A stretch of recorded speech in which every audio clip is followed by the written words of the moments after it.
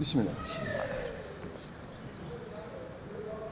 أعوذ بالله من الشيطان الرجيم بسم الله الرحمن الرحيم الحمد لله رب العالمين الرحمن الرحيم مالك يوم الدين إياك نعبد وإياك نستعين اهدنا الصراط المستقيم صراط الذين أنعمت عليهم غير المغضوب عليهم ولا الضالين بسم الله الرحمن الرحيم قل هو الله أحد الله الصمد لم يلد ولم يولد ولم يكن له كفوا أحد بسم الله الرحمن الرحيم قل هو الله أحد الله الصمد لم يلد ولم يولد ولم يكن له كفوا أحد بسم الله الرحمن الرحيم قل هو الله أحد الله الصمد لم يلد ولم يولد ولم يكن له كفوا أحد بسم الله الرحمن الرحيم قل هو الله أحد الله الصمد لم يلد ولم يولد ولم يكن له كفوا أحد اللهم صل على سيدنا محمد الفاتح لما أغلق والخاتم لما سبق ناصر الحق بالحق وهدي إلى صراطك المستقيم وعلى آله قدره ومقداره العظيم يا الله يا رحمن يا رحيم يا بر يا كريم يا عظيم.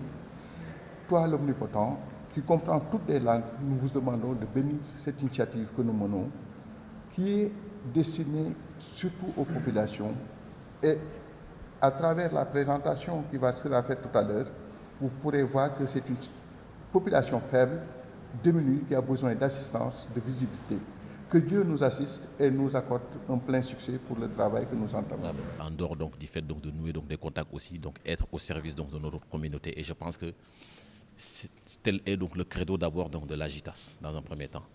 Et si aujourd'hui on a l'opportunité aujourd'hui donc, de nous rencontrer, aujourd'hui encore donc, dans cet espace, il y a lieu donc, de le souligner et il y a lieu aussi donc, de le vulgariser pour que chacun d'entre nous puisse en tenir compte. Et ceci étant dit, je pense que donc, le discours ne sera pas très très long. Bon, tout simplement, on dira que c'est heureux que la famille donc, se réunisse parce que la presse avant tout c'est la famille. Et comme nous sommes une famille, et j'espère que bon, tout ce que nous ferons ici donc, se fera en famille et que tout ce que donc, nous allons décider ici donc, se décidera en famille et que ça entrera donc, en adéquation et en étroite collaboration donc, par rapport aux objectifs que nous nous fixons. Et surtout un grand merci également donc, à notre partenaire. Il est important aussi donc, de le souligner parce que sans ce partenaire, je ne pense pas que donc, nous aurons l'opportunité ni même donc, l'occasion donc, d'être autour donc, de cette table ou donc, dans cette salle pour voir quelles sont donc, les modalités ou bien donc, discuter donc, sur tout ce qui a été arrêté précédemment et voir éventuellement comment harmoniser donc, nos positions pour voir éventuellement bon, comment donc, nous allons faire pour que donc, la collaboration donc, puisse être pérennisée donc, dans le temps. Je pense que c'est important. Et ceci étant dit, donc Michel, donc, je vais vous retourner donc, la parole en souhaitant une très bonne participation donc, de tout un chacun ici. Et surtout, donc, ces travaux aussi, comme vous l'avez dit tout à l'heure, donc nous portent bonheur et que ça puisse aussi donc, résulter auquel chacun se trouvera. Je vous remercie. Amen Abla nous assiste dans ce travail que nous menons. Travail pourquoi? Parce que avec la présentation de Viego, vous pourrez savoir un peu l'ampleur un peu de cette démarche.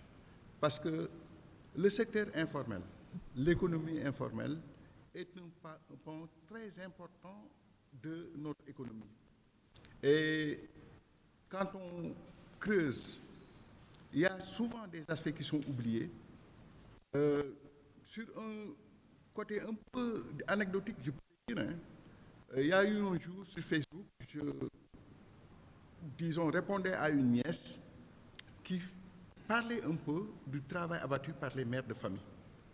Mais à travers sa présentation, ce que j'ai remarqué, c'est que la plupart de ce qu'elle disait, c'est un travail qui était, disons, fait par la bonne.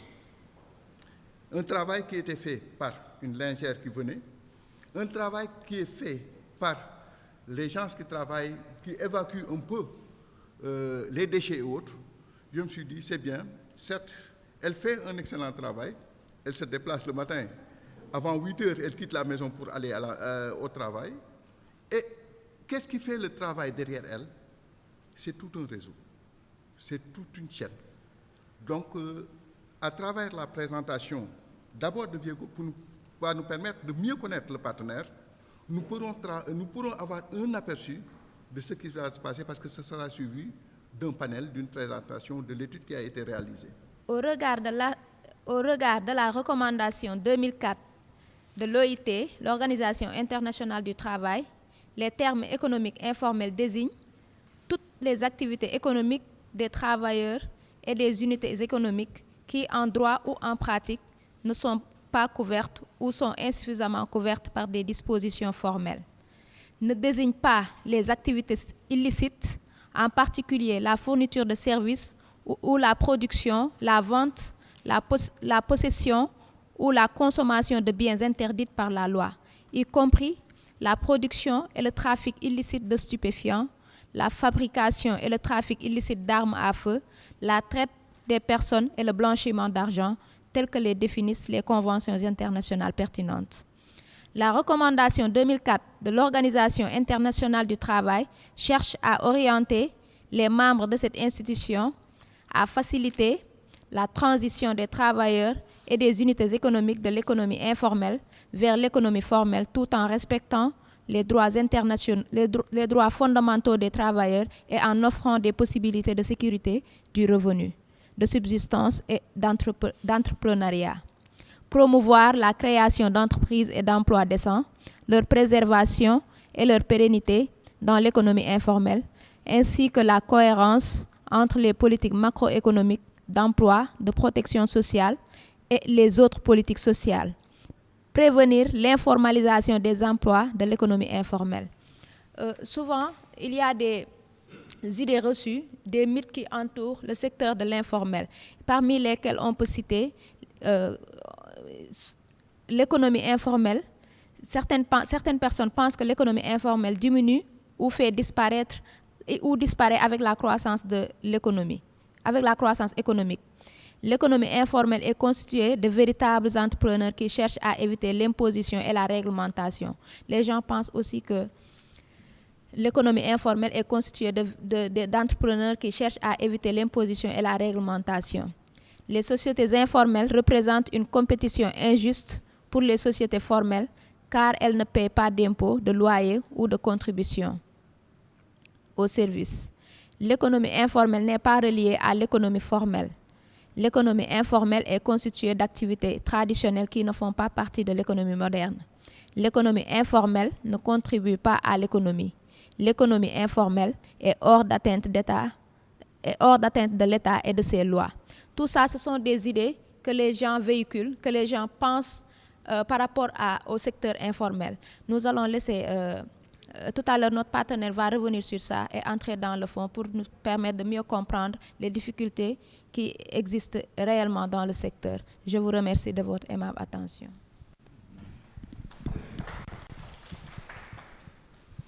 Je crois que, quand même, j'ai vu que lors de la présentation, c'est un peu court, mais le mot de bienvenue du président n'a pas été accueilli par des applaudissements. Alors, il est temps de vous rattraper.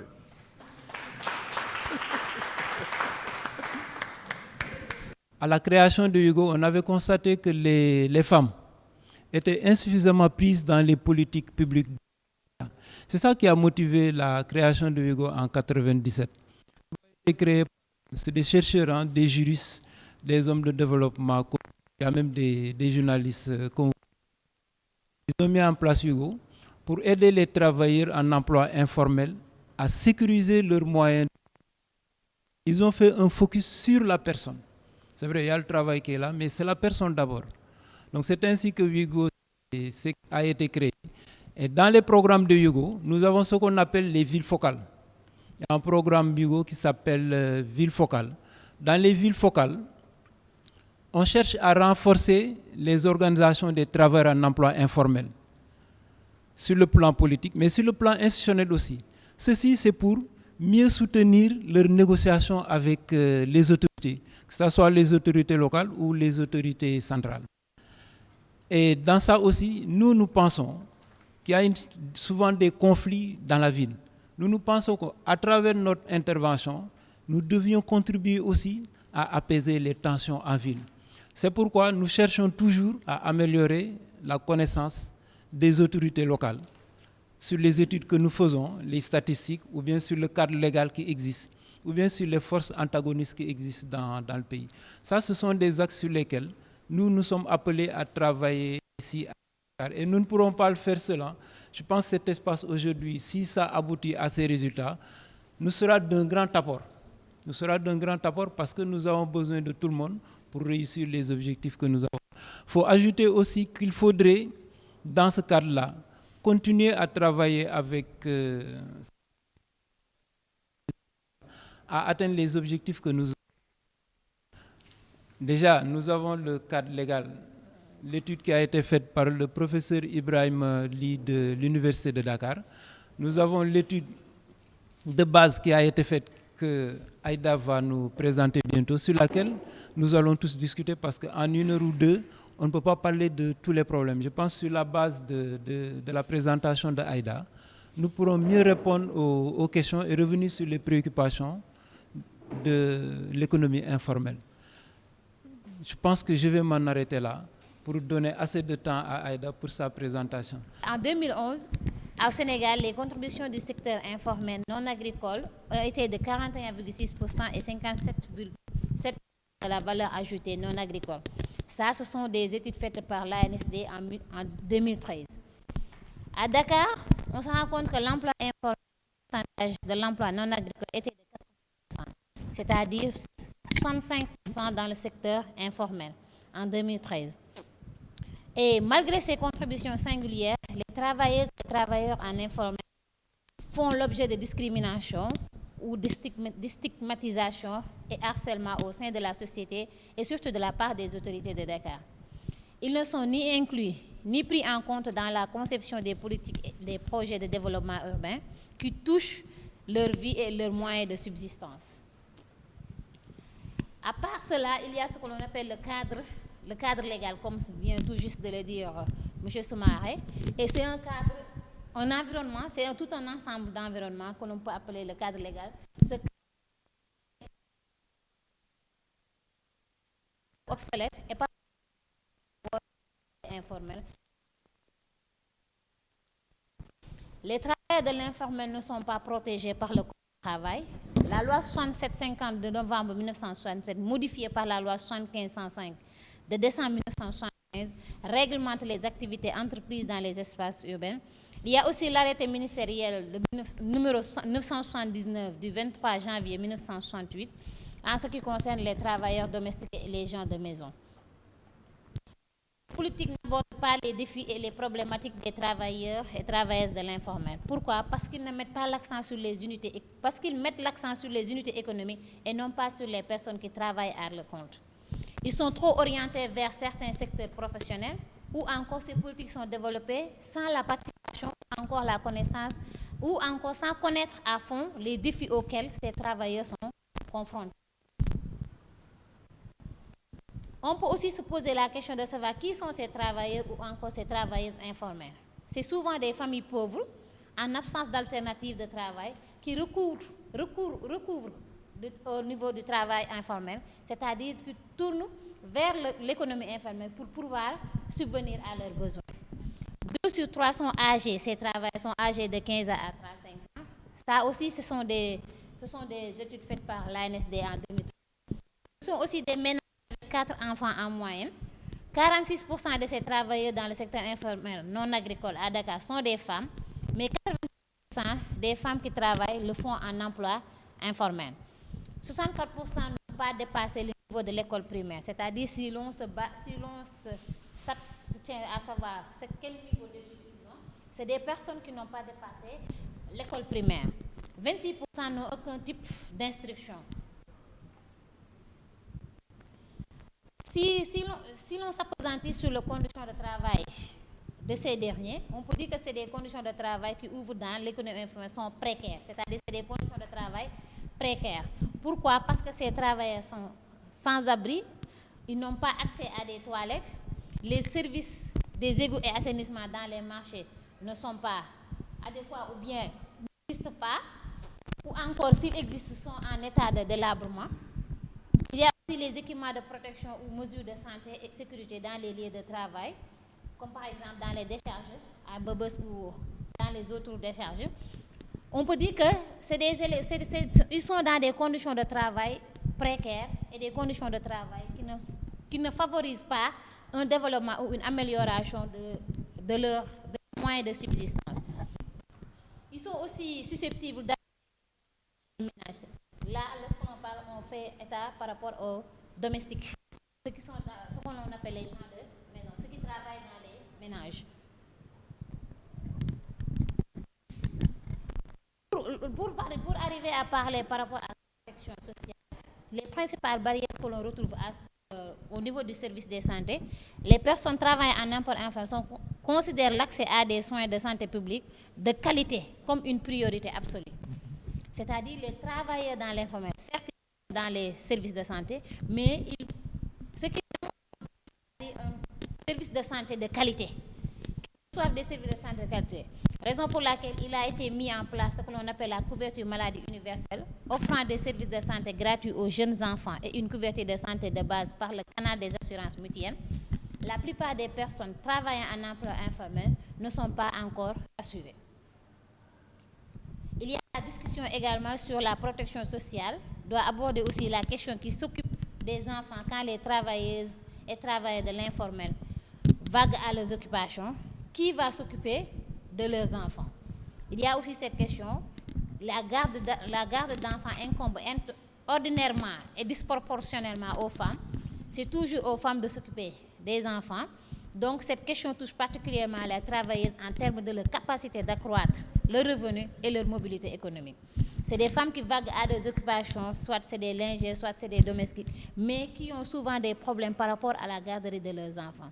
Souvent, ils travaillent dans les rues, mais leurs enfants sont laissés à eux-mêmes parce qu'ils n'ont pas de personne pour les surveiller.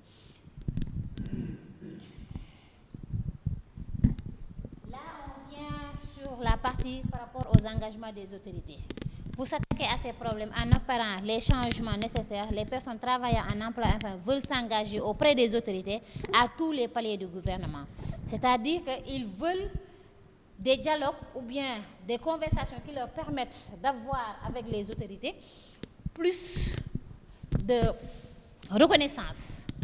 Ou encore, ils veulent s'éloigner de la seule interaction avec les municipalités. Que la discussion qui disait se limite simplement au niveau local, mais qu'il soit une discussion plus orientée vers un dialogue plus constructif. Elles veulent pouvoir participer pleinement à la conception et la mise en œuvre des politiques qui les concernent et participer aux discussions au sein des assemblées locales lorsque les règlements et les ordonnances sont en cours d'élaboration. Là, ce que l'on veut dire, c'est qu'ils ne veulent plus attendre à ce que les décisions soient prises et qu'ils soient simplement mises en exécution, qu'ils soient informés au moment où que ces décisions soient en état d'exécution, mais qu'ils soient concernés ou qu'ils prennent en compte avant même l'élaboration de ces décisions, qu'on les intègre dans le processus d'élaboration de ces décisions. Un Dakar moderne et prospère doit reconnaître les liens entre la ville et les communes périphériques. Bâtir une ville prospère implique un développement urbain intégrateur qui assure l'injection de ressources dans les communes où les personnes en emploi informel vivent, ce qui permet d'investir dans la santé, l'éducation, les infrastructures et la protection sociale. Cela veut dire que simplement, pour que l'on puisse bâtir une ville prospère, il faudrait que d'abord ces communes puissent avoir les moyens qui leur permettent de développer leur ville. Quand la commune est prospère, quand la commune se développe, ce sont d'abord ces habitants qui vont en bénéficier. C'est en matière de santé, d'éducation, les infrastructures seront adéquates et cela permettra une meilleure cadre de vie. Les villes inclusives sont celles qui prennent en compte la voix et les besoins des travailleurs, c'est ce que je venais tout de suite d'expliquer, des travailleurs de l'informel dans le souci d'assurer le moyen de subsistance et la protection sociale de leur famille. Lorsque les villes sont inclusives, tout le monde y gagne. Pour y aider à construire une ville moderne réellement inclusive, les personnes travaillant en emploi informel aimeraient formuler à l'intention des autorités compétentes les recommandations suivantes. Et là, on vient aux recommandations, c'est de reconnaître le travail que font les personnes travaillant en emploi informel et les avantages qu'elles apportent à la ville et au pays. Parce que les travailleurs informels, ce sont des personnes, des citoyens qui participent dans le développement de la ville. Tant bien même que ce sont un travail qui n'est pas organisé ou mais qui est en phase d'organisation, mais ils apportent leur apport par rapport à la construction et au développement du pays. ratifié la Convention 189 de l'OIT sur le travail décent. Tout citoyen, notre Constitution même en parle que tout citoyen a droit à un travail décent. Élaborer des cadres juridiques adéquats et habilitants à l'endroit des travailleurs informels. Élaborer des cadres juridiques adéquats, c'est-à-dire mettre des cadres juridiques qui permettent aux travailleurs informels d'être pris en compte. La législation ne prend pas en compte les travailleurs informels. Les travailleurs informels sont souvent en rade par rapport à la législation. Le cadre légal ne le prend pas en compte. Mettre fin au harcèlement policier et aux expulsions forcées. Mettre en œuvre des politiques fiscales adéquates qui tiennent compte des besoins des femmes et des hommes travailleurs. Tantôt, Mme Djainaba a dit tout à l'heure que les personnes considèrent que les travailleurs dans le secteur informel, c'est des personnes qui fuient la fiscalité ou qui ne veulent pas être reconnus parce qu'ils ne veulent pas payer. Mais si l'on mettait des politiques fiscales adéquates qui permettraient le petit entrepreneur et le grand entrepreneur de pouvoir tous y trouver leur compte, parce que même dans le cadre de notre politique fiscale, dans l'exposé des motifs, on nous dit que l'objectif de la fiscalité, c'est de trouver un moyen qui permette de mettre en œuvre une politique fiscale juste et égale. Donc, mettre en œuvre des politiques fiscales adéquates qui tiennent compte des besoins des femmes et des hommes travailleurs. Créer des cadres de concertation efficaces et statutaires et institutionnalisés entre les travailleurs et les travailleurs de l'emploi informel et les autorités compétentes. Soutenir les initiatives entrepreneuriales et l'aide financière pour améliorer le développement des mécanismes financiers pour les travailleuses et travailleurs en emploi informel. Souvent, le problème dans le cadre de l'emploi informel, c'est un problème financier. À chaque fois, lorsque tu rencontres des travailleurs informels, ils te disent qu'ils ont un problème de financement, ils ont un problème par rapport à l'entrepreneuriat. Parce que si vous n'avez pas de moyens, vous ne pouvez pas mettre en œuvre votre travail, ou bien des idées, ou bien des initiatives qui vous permettent de trouver des moyens pour subvenir à votre besoin. Et même si vous trouvez des moyens pour subvenir à votre besoin, c'est-à-dire la pérennisation pose problème. Pourquoi? Parce que ça manque de moyens financiers pour pérenniser le travail. Renforcer les capacités dans plusieurs domaines, y compris les normes, les exigences et les compétences professionnelles. Parce que si on va... lors du début de la présentation, j'ai dit que les travailleurs informels, c'est souvent des personnes qui, la plupart, ne sont pas plus allés au niveau primaire. C'est des gens qui ne sont pas trop instruits, donc ils ont besoin d'être renforcés par rapport à cette par rapport à l'éducation, par rapport à ces exigences qui leur permettent de mieux professionnaliser ou bien de mieux comprendre le secteur. Donner accès à des services de santé publique de qualité, efficaces, abordables, bien financés, à proximité des lieux de travail et des domiciles des travailleuses et travailleurs informels. Donner accès à des services de garde d'enfants, que je disais tout à l'heure, près de leur lieu de travail. Madame, mademoiselles et messieurs, nous voilà en termes de la présentation. Merci de votre attention. À l'heure avec Adama, sur non seulement les personnes ciblées, mais aussi leur lieu d'exercice et autres. Bon, il pourra peut-être y revenir, mais c'est un secteur trop large, pour vous dire. Pas très, mais trop large, parce que chacun peut travailler dans le secteur informel. Cette étude a été réalisée auprès des restauratrices de rue, des marchands ambulants, des menuisiers, des lingères, des domestiques, des femmes transformatrices, des maraîcheuses, sans oublier les chauffeurs de taxi, clando et autres qui ont été approchés, et chacun a décliné sa vision. Mais le constat que l'on fait à l'entame de cette présentation, c'est que les lois et règlements qui régissent un peu, disons, je ne dis même pas qui régissent, mais qui ont abordé un peu ce cadre au Sénégal, sont obsolètes. Des lois qui datent de 1967, 1975. Bon, en ce moment, on était peut-être des bambins et peut-être même certains n'étaient pas nés. Bon, franchement, je crois que l'État devrait y réfléchir. C'est pourquoi, quand on parle de stigmatisation des autorités, c'est pas, à mon avis, ce n'est pas tellement exagéré. Pourquoi? Parce qu'on a l'impression que les autorités, quand même, ont oublié un pan important de notre économie. Dans les rues, par exemple, du côté de Liberté 6, on peut voir des agences, entre guillemets, qui essaie de répondre un peu aux problèmes de ces femmes qui cherchent du travail, qui ont quitté des villes. Et je me rappelle du temps de ma jeunesse, une chanson qui m'avait un peu marqué, d'un grand chanteur qui, je ne le connaissais pas, mais je connaissais bien sa voix, qui véhiculait un message qui disait « Bayi len walo walo yi, midar du jam dan sa dole » pour expliquer qu'il y avait une certaine stigmatisation vis-à-vis de ces personnes qui viennent travailler. Et tout à l'heure, je l'avais expliqué que c'est un travail important, disons, qui devait être fait par la femme, le père de famille, qui sont en train de suppléer. Quand on parle de garde d'enfants et autres, tout cela, donc c'est un thème assez large.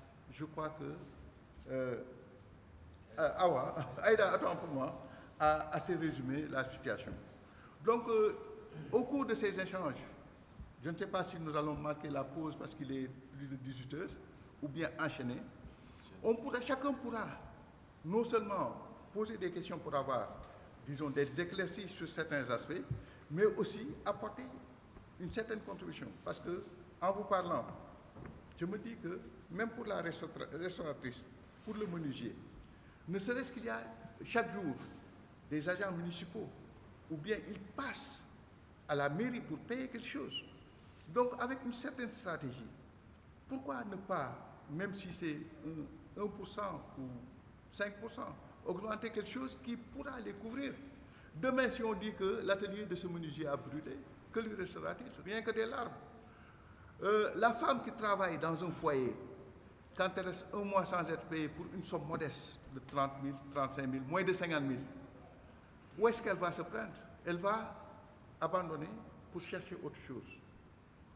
Donc c'est un sujet assez large qui mérite un débat, qui mérite de fédérer des communicants, des journalistes qui doivent en parler.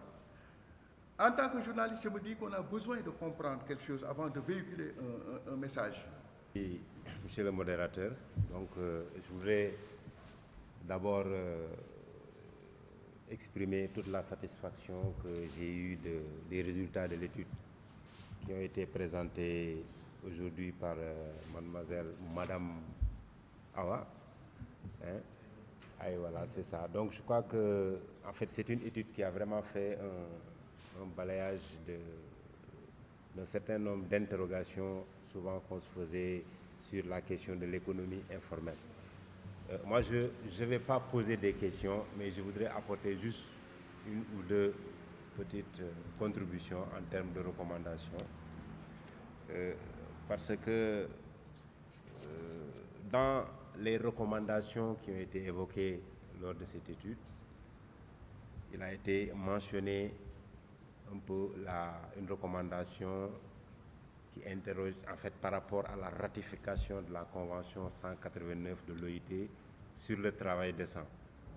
Bon, j'avoue que ça me pose problème parce que quand on sait que le programme pays du Bureau international du travail s'appelle le programme pays sur le travail décent. Alors mon interrogation c'est comment se fait-il que le Sénégal ne ratifie pas la Convention 189 alors que l'intervention du Sénégal, l'intervention du Bureau international du travail au Sénégal repose sur le travail décent. Toute sa politique, c'est une politique de promotion du travail décent. Donc, sur les recommandations qui sortent de l'étude, quelque part, je me dis que peut-être c'est une faute de frappe ou quelque chose, mais en tout cas, j'interroge cela. Comment on pourrait ratifier la Convention? Et si tel était le cas, si vraiment cette Convention n'a pas été ratifiée au Sénégal, ce qui me surprendrait grandement, comment on pourrait justifier que les travailleurs ou travailleuses domestiques avancent cette recommandation de ratification de la Convention 189? Comment ces travailleurs et travailleuses peuvent être assez informés, aussi informés, pour savoir qu'il y a une Convention 189 sur le travail décent qu'on devrait ratifier et qui devrait prendre en considération la problématique autour de l'économie informelle. Donc ça c'est juste parce que, j'insiste là-dessus parce que je me dis que ce sont des journalistes qui sont là et le doyen l'a bien dit, il faudrait qu'on avance les bonnes informations et souvent sur la texture même des assertions que nous donnons parfois ça peut être interprété autrement. Hein? Je vous le dis parce que, bon, je suis quelque part un peu un ancien du BIT. Hein? Voilà. Donc, l'autre observation, je crois que Soumaré a sauté là-dessus. Je sais qu'il a sauté là-dessus parce qu'il sait que j'allais interroger cette question. C'est la recommandation 2004. Ça m'a tiqué. Quand on dit 204, à la limite, je peux être OK, mais 2004, c'est assez éloigné en termes de recommandation. L'autre aspect, c'est la question toujours dans les recommandations, on a dit quelque part qu'il faudrait renforcer les capacités de ces acteurs du secteur non formel dans les normes, les exigences et les compétences professionnelles.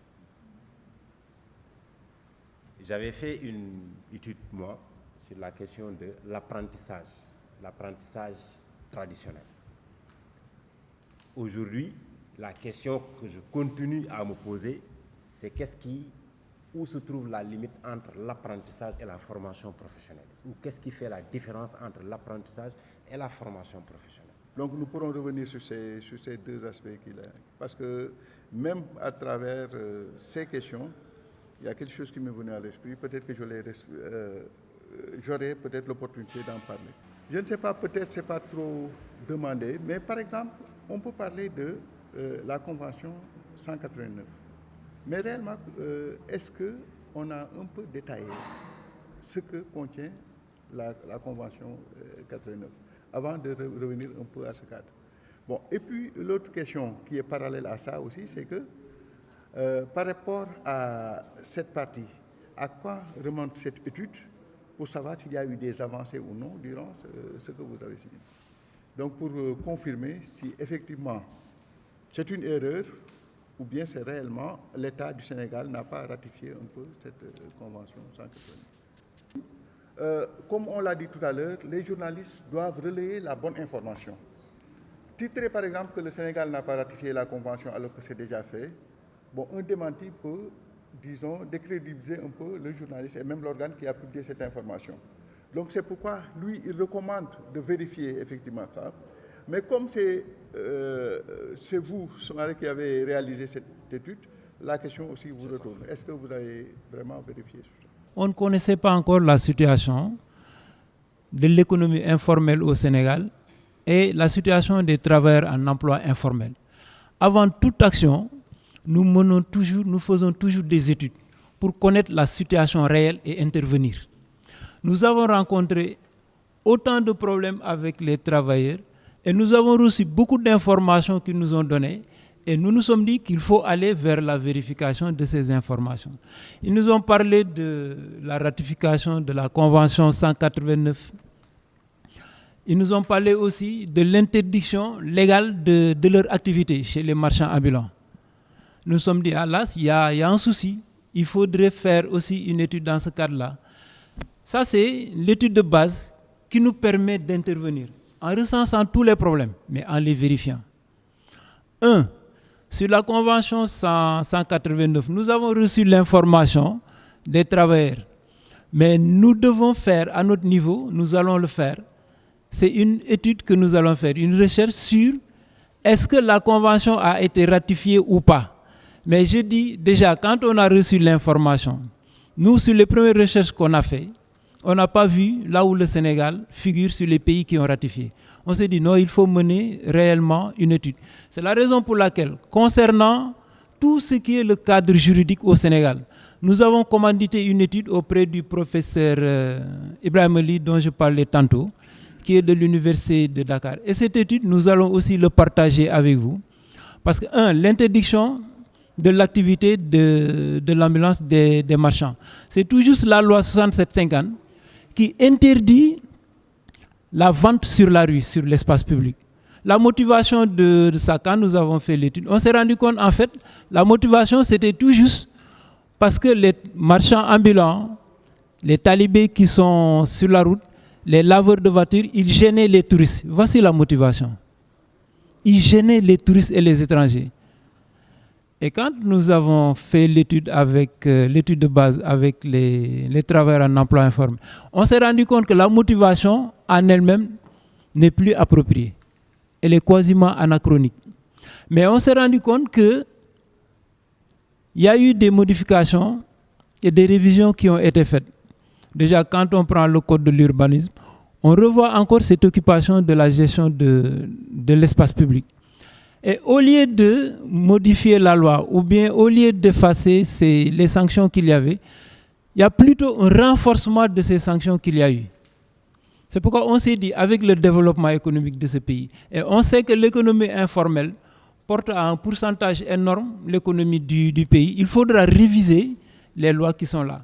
Ça, c'est les travailleurs en emploi informel qui l'ont demandé. Pour exemple, pour l'illustration, on dit l'auteur d'un fait sur l'espace public, quand il est pris, il a une infraction. C'est une amende de 20 000 à 200 000 francs et un emprisonnement de 6 mois. Mais quand cette loi a été reprise, l'amende a été renforcée de 200 000 à 2 millions. Et la peine est restée, la peine privative de liberté, elle est restée. Donc, on se dit, il faudra, vous le verrez, quelqu'un l'a dit tantôt, comment on peut aider les travailleurs en emploi informel. On va partager avec vous le plan d'action que nous avons. Le modérateur l'a dit tantôt, ça c'était tout juste, vous présenter l'étude qu'on a faite, les recommandations qui ont été faites par les travailleurs en emploi informel. Nous partagerons ensemble aussi bien les études du cadre juridique, nous partagerons aussi le plan d'action et le plan stratégique que Wigo a fait. Wigo a fait les explorations depuis 2007. Cette étude date de 2007 et nous n'avons pu le publier que cette année. C'est la première publication que nous avons ici. Donc je pense que c'est la primeur qu'on a donnée aux journalistes qui sont présents ici pour partager avec eux l'étude et les recommandations et continuer la prospection sur les différents problèmes qui sont soulevés. Au niveau même des centrales syndicales et des organisations, eux-mêmes, ils sont confrontés à ce problème de ratification. Qu'est-ce qui se passe avec la Convention 189? Nous, on ne sait pas. Les syndicats, on pose la question, ils disent qu'on ne sait pas. Certains nous disent que ça a été ratifié, c'est dans les tiroirs. D'autres nous disent que ça a été ratifié, il n'y a pas de décret d'application. Je dis, tiens, il y a un problème, il faut faire des recherches sur ce sujet. Et je sais que nous allons commanditer une étude sur ce sujet de la Convention parce que c'est lié un peu à la protection sociale des domestiques. Nous avons une étude que nous allons faire sur la protection sociale des personnes vulnérables, particulièrement des domestiques qui sont concernés par la Convention 189 et l'arrêté de 1968. Voici ce que je pouvais dire un peu sur la Convention 189. Et je sais que c'est encore en débat. Au niveau des centrales syndicales, ils en discutent. Les syndicats de travailleurs domestiques et des lingères en discutent et organisent chaque année des conférences sur la ratification. Donc nous, dans notre souci de respecter un des axes stratégiques que nous avons, mieux informer les autorités, améliorer les connaissances aussi des travailleurs, il faudra donner les bonnes informations et nous sommes sur cette voie-là. Donc c'est des problèmes qui sont posés, que nous tiendrons à vouloir éclairer avec des réseaux, avec des travailleurs aussi. Comment appuyer ces travailleurs en emploi informel? C'est déjà essayer d'apporter des réponses aux préoccupations qu'ils ont dans l'immédiat. Dans l'immédiat, ce qu'ils ont posé comme priorité, c'est le cadre juridique qui quasiment est inapproprié à l'état actuel. Là, ils l'ont posé. Ils ont posé aussi un autre problème qui est le conflit qu'ils rencontrent régulièrement avec les municipalités et l'État, c'est ce qui concerne la taxe et ce qui concerne aussi l'impôt. Parce qu'ils nous disent toujours, non, on paye la taxe, on paye l'impôt, mais à chaque moment, nous subissons des rafles et nous ne recevons pas souvent des services de qualité. Peut-être qu'il y a un besoin d'information. Pourquoi ils ne reçoivent pas de services de qualité? Pourquoi ils payent des taxes? Ça aussi, c'est une étude qui est entamée. Je pense que c'est Aïda qui est là, qui est en train de coordonner l'étude sur la taxation des activités de l'économie informelle. Et des réponses vont venir par rapport à ça que nous allons partager d'abord avec les travailleurs pour leur faire comprendre pourquoi il faut payer cette taxe. Et nous partagerons aussi cette étude avec toutes les personnes, les organisations qui sont intéressées et même ce réseau qui peut-être va être mis en place. Et je renvoie aussi les questions concernant le réseau, je renvoie la question à Djenaba. En fait, nous finançons la formation. Mais c'est à l'endroit des travailleurs. Il y a, je pense, 1 mois ou 2 mois, avec les récupérateurs de Mbobos, nous avons organisé, ici même dans cet hôtel, une formation sur la santé et la sécurité au travail. Ça, c'était un besoin exprimé par les récupérateurs de déchets. Par exemple, les restauratrices ont exprimé un besoin que cette année, elles voudraient avoir une formation sur l'hygiène et la santé. Nous sommes en discussion avec la Caisse de sécurité sociale pour essayer de voir est-ce qu'ils peuvent faire la formation pour les restauratrices de rue. Mais nous ne faisons que financer la formation, mais pas plus. Je pense que Maguette, ils étaient 20 ou 15. Donc, ils ont reçu tous les outils nécessaires.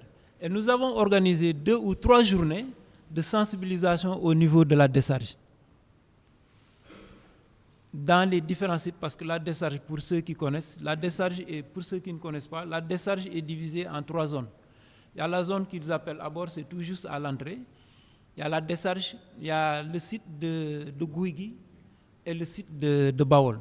Donc dans ces 3 sites, il y a eu une journée de sensibilisation qui a été organisée avec les récupérateurs qui ont reçu tous les outils ici, sous la supervision du formateur qui est de la Caisse de sécurité sociale et qui est spécialiste sur la santé et la sécurité au travail.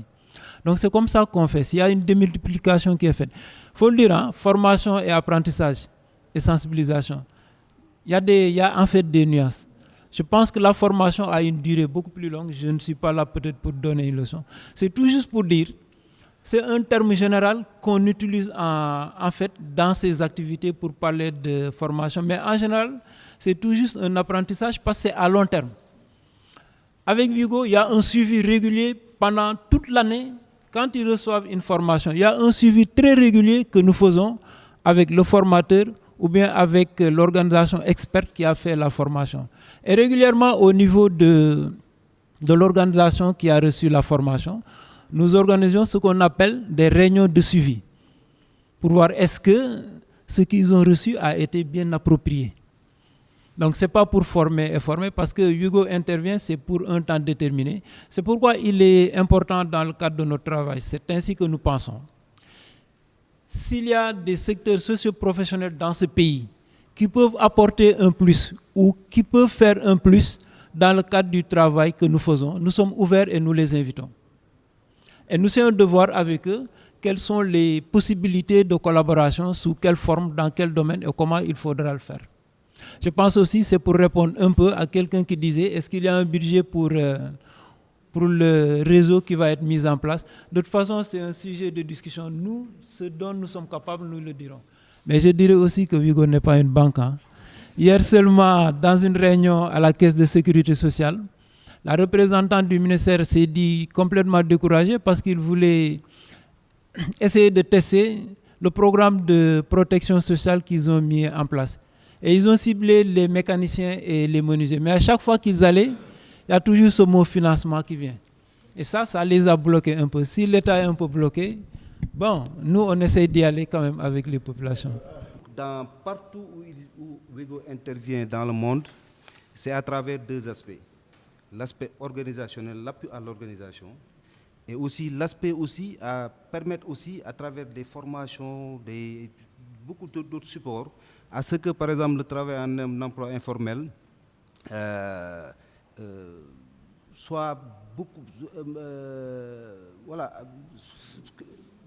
soit représenté dans les instances, dans tous les processus, qu'il soit au moins qu'il ait son mot à dire. Je pense que c'est sur ces 2 aspects-là que Wego souvent intervient. Et je pense que depuis que Wego est là, on a fait en fait des études.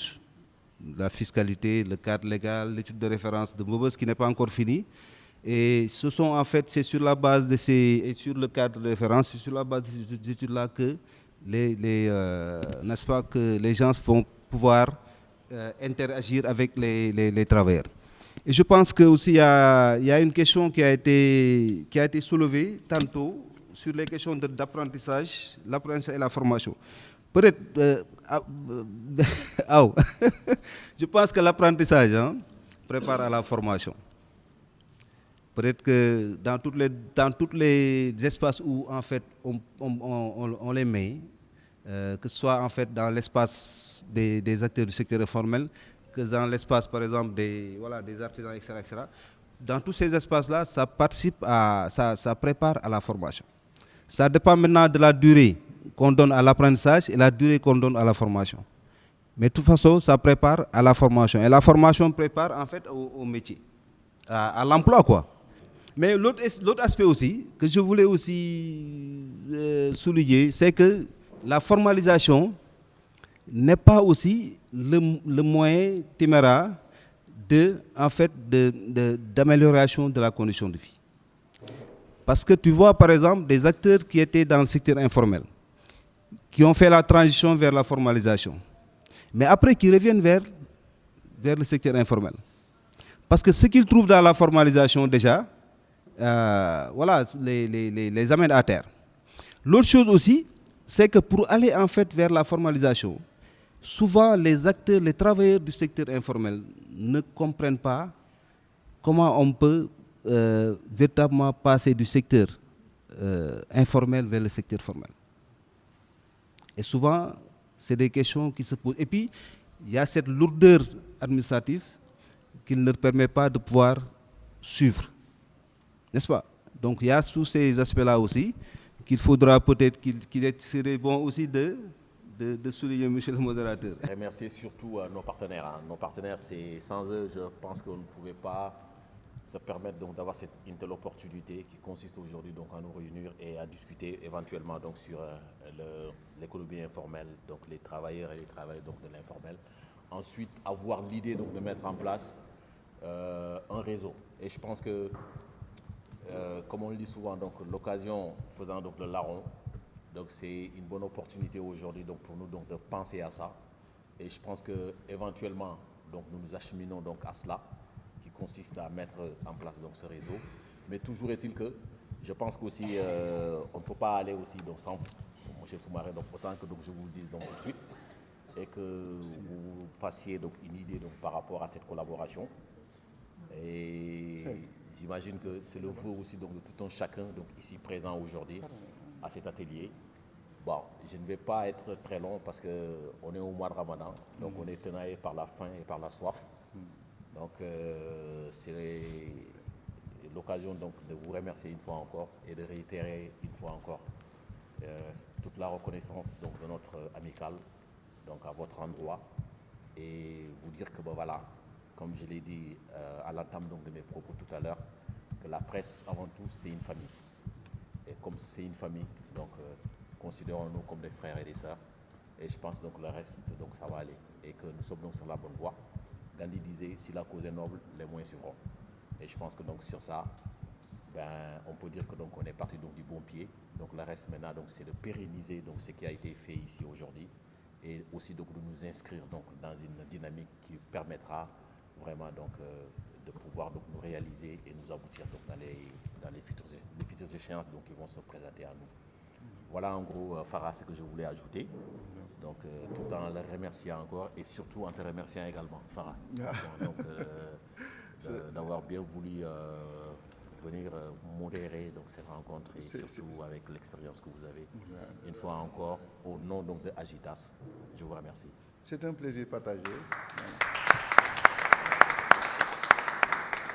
Il y a un point essentiel qui vraiment interpelle quelqu'un que je sais. C'était la pause rupture jeûne.